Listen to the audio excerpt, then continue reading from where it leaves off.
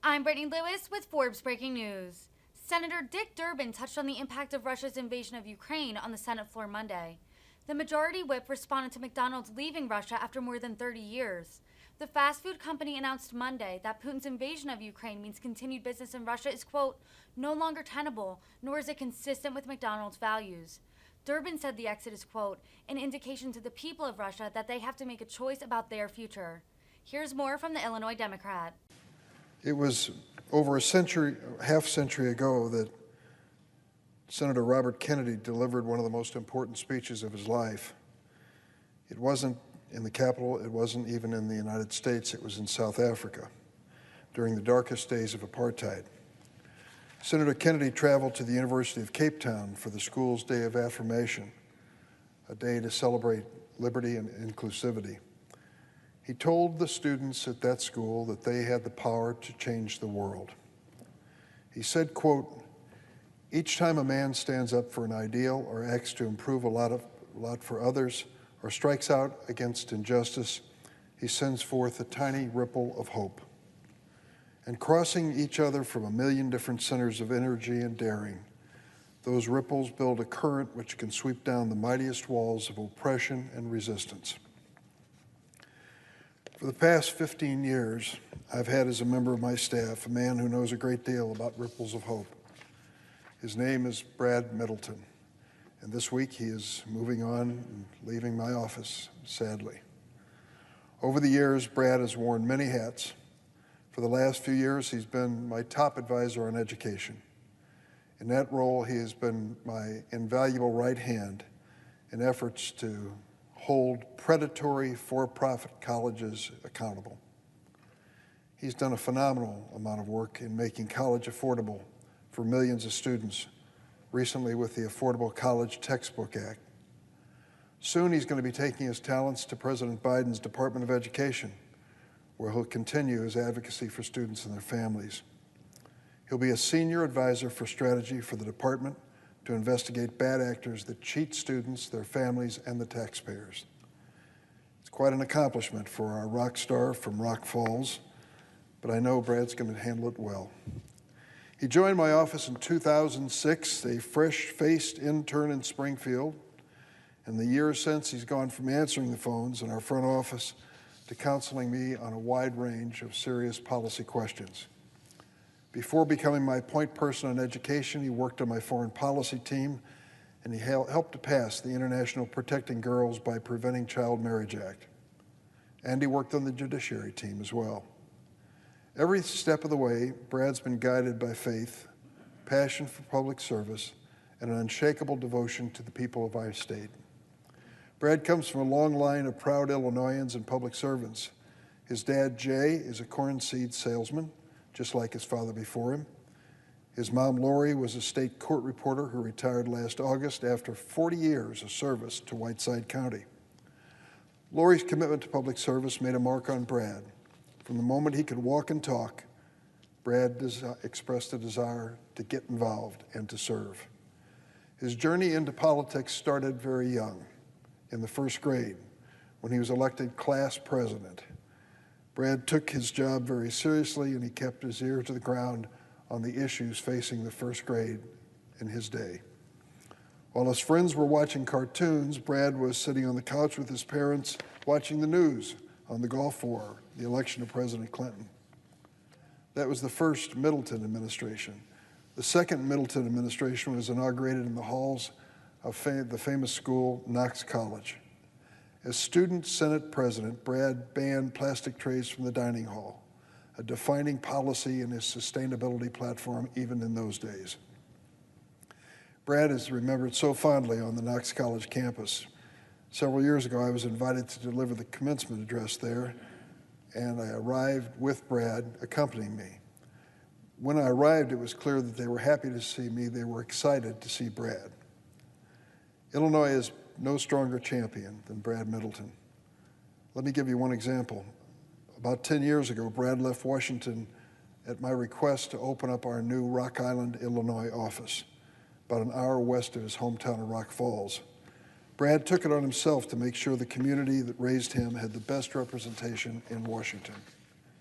He always took it personally when it came to delivering for the people of Illinois. For a while, it was just Brad leading the show in Quad Cities as a solo act with little more than a clipboard, a folding chair, and a determination to get the office open and running. Now that office is a linchpin in our efforts to serve the people of the state and untangle the red tape of government. It's one of the many tiny ripples of hope that Brad has sent forth over the years. Here's one more. Back when Brad worked with my foreign policy team, he personally led the effort to award the Congressional Gold Medal to Dr. Muhammad Yunus, a Bangladeshi economist and a personal friend of mine who pioneered the concept of micro-lending. He was awarded the 2006 Nobel Peace Prize. He was known as the banker to the poor. Leading up to the vote, the walls in Brad's office were covered in sticky notes, each one listing the name of a lawmaker who had yet to voice support for Dr. Yunus's medal. Brad meticulously reached out to staff on every one of those lawmakers. One by one, he won their support, and the bill passed both chambers of Congress. Thanks to Brad, Dr. Yunus became the first Muslim to receive the Congressional Gold Medal. Brad, from every Christmas tree you've carried in my office for the holiday season, to every college student you've helped find financial help, you've been an indispensable part of my team. You've created those ripples of hope that continue to touch lives and will for years to come.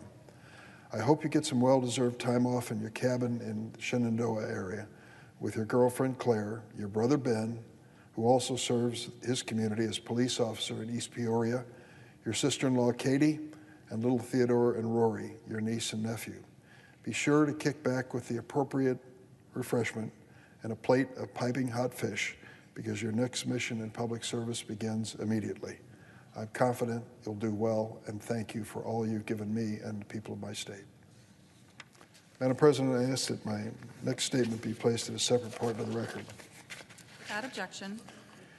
Madam President, I had a visit yesterday from a group of parliamentarians from Lithuania. Lithuania has a special place in my heart. It's where my mother was born, and I've been fortunate enough to visit there several times over the last 40 years. I saw Lithuania in its darkest days as part of the Soviet Union, and I watched their heroic struggle against the odds to win independence from the Soviet Union. I've been there to see their free government installed again, and to watch this amazing little country grow into a powerhouse, not just economically, culturally, but spiritually. And I say that because I believe that time and again, Lithuania has stepped up to the international challenge. It was my honor to work to bring NATO alliance status to the Baltics, and certainly to Lithuania, and it's made all the difference in the world. When I think of Vladimir Putin's unprovoked attacks on Ukraine, I can't help but believe that the Baltics would have fallen to Putin and his aggression long ago if he had his way.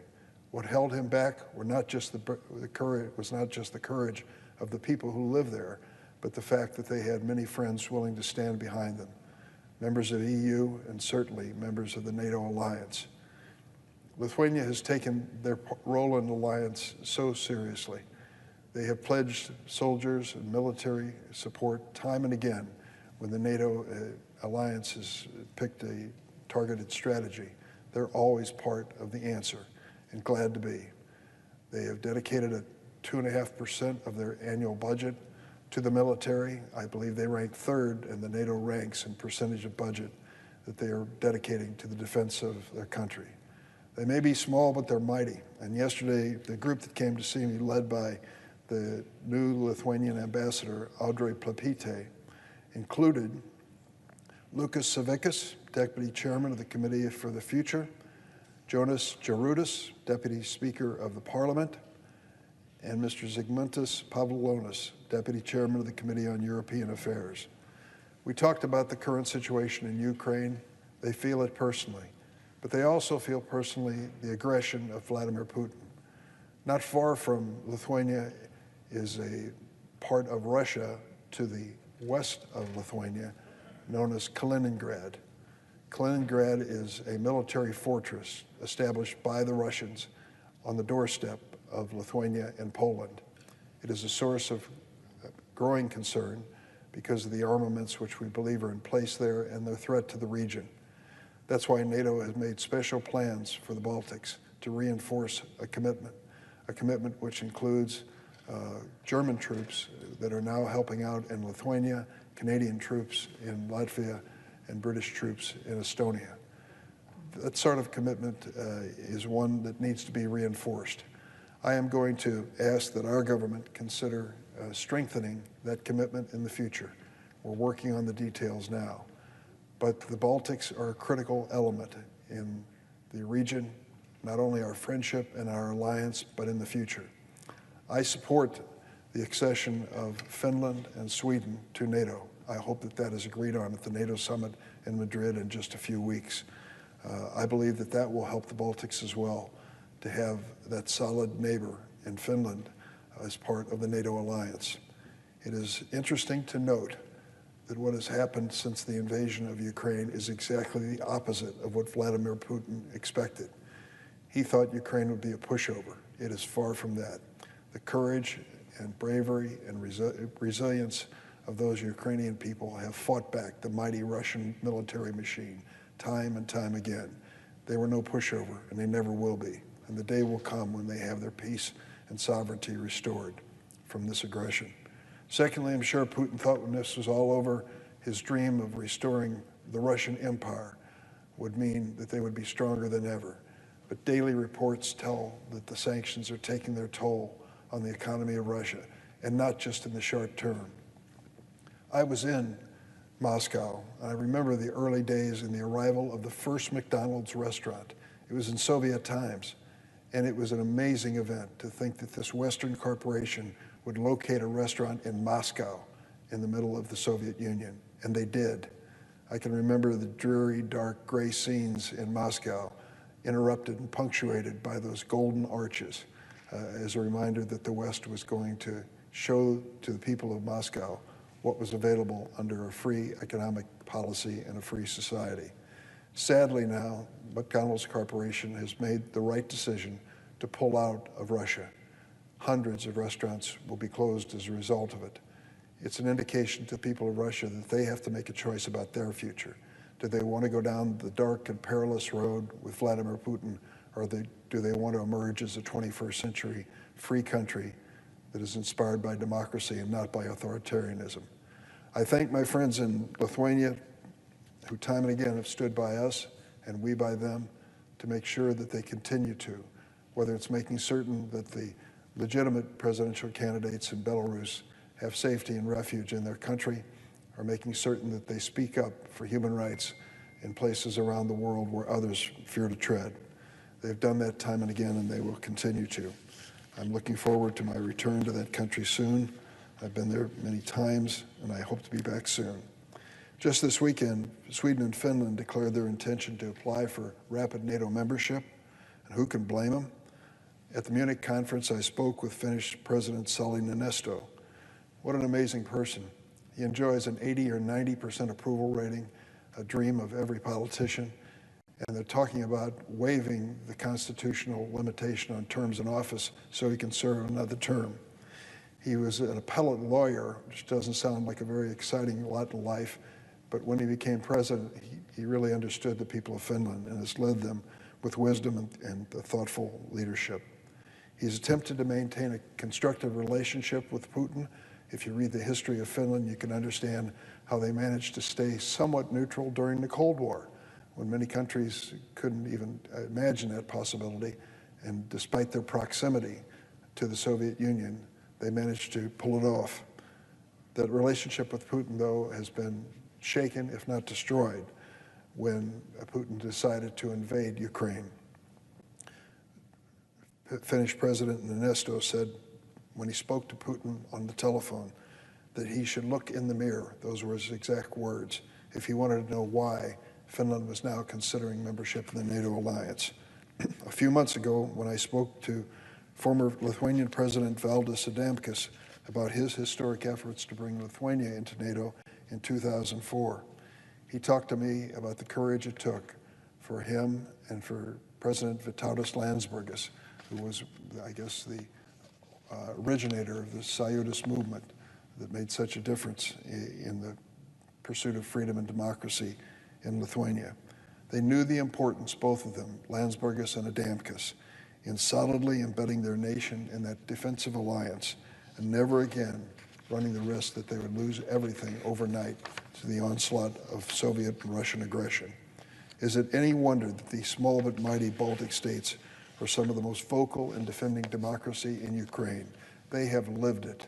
They have been under the shadow of Russia and the Soviet Union for so many years and now finally stand proudly with their own sovereignty and their own human rights record. So I applaud Sweden and Finland's decision and hope we can approve their entry into NATO without haste. And here in the Senate, we have another immediate need as well, to pass this supplemental funding package for Ukraine. It is embarrassing to say that we had to wait a full calendar week in the midst of a bloody war where innocent people are dying and a nation has been driven and reduced to rubble, to sit here for a political purpose and wait for this week for the approval of the U.S. aid to Ukraine.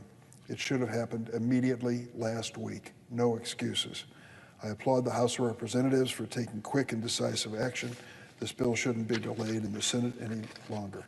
It's time for us to stand up once and for all and make it clear we are standing by Ukraine and the defense of democracy. Mr. President, I yield the floor.